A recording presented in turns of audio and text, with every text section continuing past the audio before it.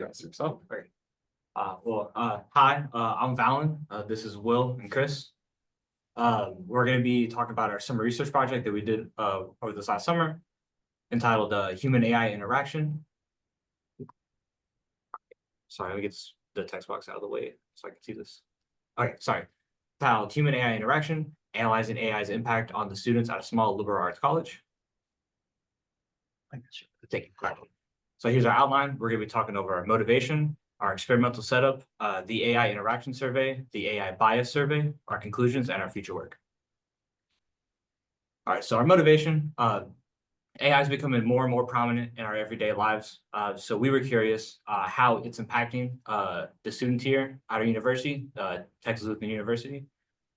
We also wanted to know, are these chatbots biased in any kind of way? So for our experimental setup, we sent out 2 surveys to the TLU student body. It was a little under 1,100 students when we sent it out. We sent out 2 surveys, one on AI interaction, another one AI bias. And we created these surveys on Google Forms. Towards the start of this last semester that started, they resent out the survey. So now we have about double the percentages, but we didn't have time to accurately reflect them here. But none of the percentages really change in any meaningful way. So the first survey we did was on AI interaction, meaning how did students use chatbots, how often did they use them, and what did they use them for? And so essentially that's what this survey had, 11 questions, asking questions related to that. And we're gonna look at a couple that we think have some pretty big conclusions on what comes to students. And then also, for the sake of just organizing and qualifying the data, we've grouped the students together in majors, and it also can help us recognize different patterns, such as do computer science majors use AI more than fine arts majors? And we believe that there would be some sort of correlation between that and the use of AI. And so this graph was made with pie chart maker here, and as you can see, there are 10 sort of categories that define each of the majors. We just call them M1 through 10. And most of these are just the standalone majors at TLU, such as sociology, psychology, and nursing. But we combined some of the majors together, such as the natural sciences and computer science, math and information systems under M3. The reason why we did that is because they're the same department at TLU. Now, please note that these don't represent every single major at TLU. We have, for example, a lack of representation from English and history. That's because no students from those majors responded to this survey at that time. So if you look at the graph, you can see that for the most part,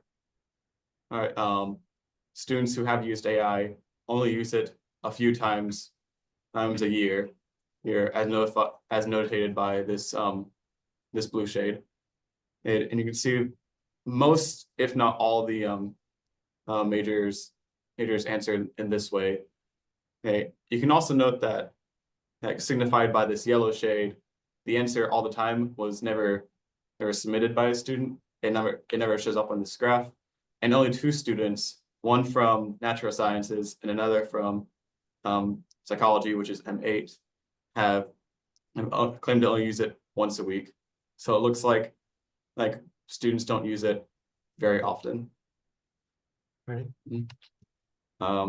This next graph is showing students' opinion on AI, and the use in academics, and that just means how AI can be incorporated academics to whatever they see, to whatever that means to them. So if they want some sort of AI tutor or some sort of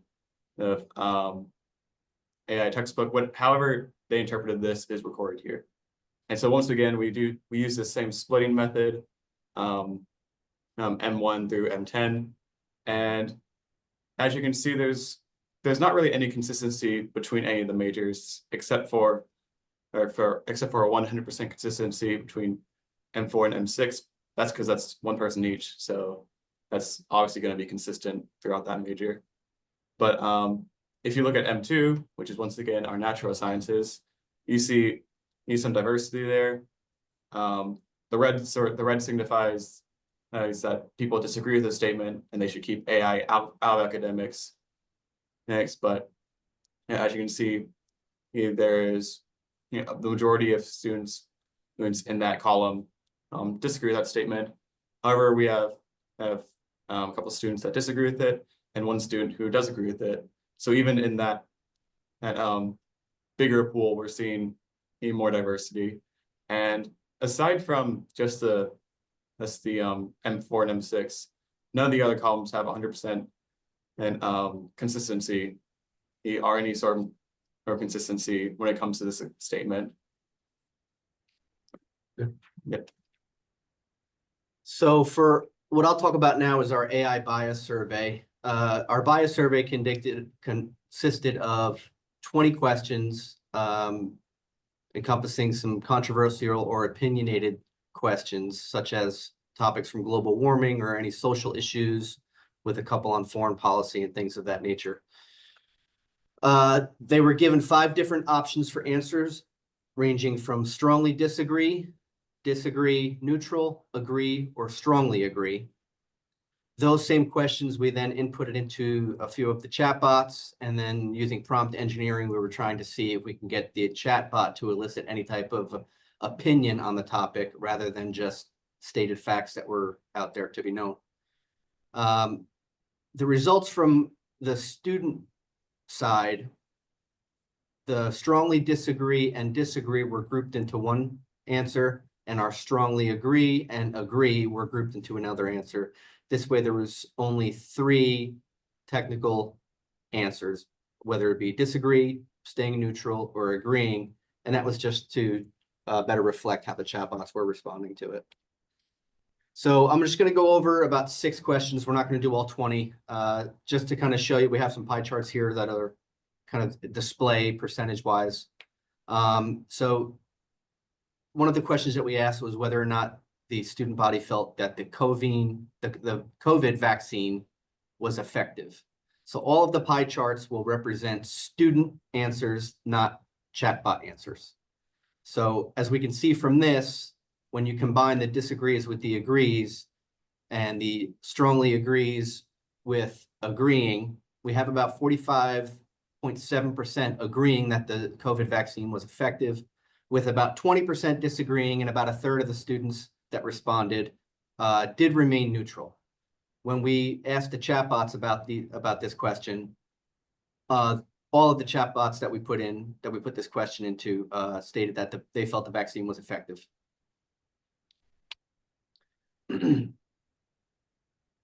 This next question, whether or not Donald Trump should not be allowed to run for president.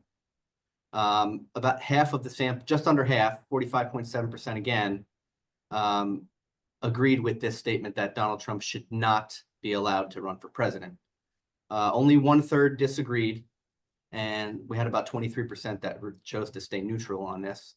We did find that when we inputted these types of questions that were related to politics or the election, quite a few of the chatbots wouldn't even bother to answer the question.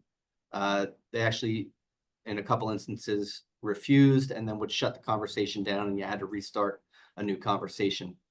The only one that really kind of gave us an answer was ChatGPT, and as you can see, the second to last sentence in the explanation there, that ChatGPT did state that Trump could possibly be used as an example for future leaders to follow when handling immigration and economy, but that was really all that it really put out there. Ultimately, ChatGPT said you should vote for who you want based on whatever policies you consider to be strong to you. Then we got into whether or not we wanted to know whether the student body felt AI could be biased or harmful. More than half, obviously 57%, agreed with this statement that chatbots can be biased and harmful. When we asked chatbots whether they felt that they could be biased or harmful, they agreed to some extent, which we thought was a little bit weird. But they did offer up suggestions as far as implementing certain policies that govern the use of AI, and trying to make sure that the policies there were very transparent and open to the public so that they could see their algorithms and how they're being used. This question, we really enjoyed asking this question because it could be, we felt it could go so many different ways. Whether or not the US should be involved in foreign conflicts and whether or not they should spend money on foreign aid. We found that a large percentage, almost half of the students decided to remain neutral. And we were kind of thinking that that was due to maybe a lack of education on this particular topic with foreign policy and foreign aid. We didn't really feel that students were that engaged or involved at this age with this at so much. So we think that's why they decided to remain neutral. That was the general consensus from the students. ChatGPT disagreed with this statement and wanted the US to continue to be involved in foreign conflicts and giving for foreign aid. Gemini and Copilot differed from that, and they decided to remain neutral and kind of give both sides of the argument that could be made for it. And that was really the biggest thing about that one. Global warming is a myth and does not affect my day-to-day activities. So when we combined our strongly disagree and our disagrees, we get a large percentage at 77.2% of the student body that disagreed with this statement, implying that they feel that global warming is not a myth and that it does affect their day-to-day activities. When we asked the chatbots, we got a similar result in that all the chatbots felt that that was not truthful and provided actually several examples on how global warming is not a myth. And it did list some of the day-to-day activities that it can affect for certain people. This is a question we wanted to know whether or not the students felt AI would take their future jobs. 60% of the student body feels that AI will not take their future jobs, and only 14.3% did agree. However, when we asked the chatbots this, they all agreed with this statement that artificial intelligence will be taking some jobs in the future.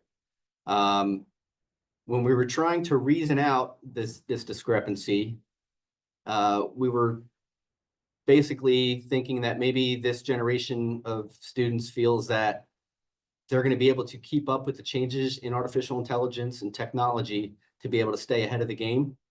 And it could be some naivety from the younger generation about the job market and how it's going to be once they do get out of school. So. All right. So overall, for our conclusions, we found that the chatbots largely agree with the student body on the topics covered in the bias survey. We also found that they weren't incredibly affected by chatbots. And they only seemed to rarely use them for the most part. For instance, 94.4% of students were familiar with ChatGPT, but only 16.7% were familiar with the next most popular one, which was Copilot. We also saw little consistency between majors on their thoughts of AI being used in education, but that would be a little more clear with more survey samples. For our future work, we wanted to maybe add some questions about AI use in classrooms to the interaction survey, asking the students if any professors use AI, if they do, how do they allow use for it.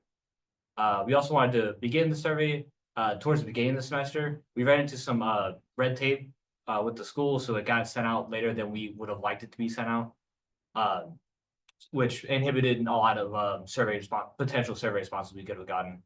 And we wanted to spend a little more time analyzing the interaction survey and digging deeper into it, because most of our time was put towards the bias survey.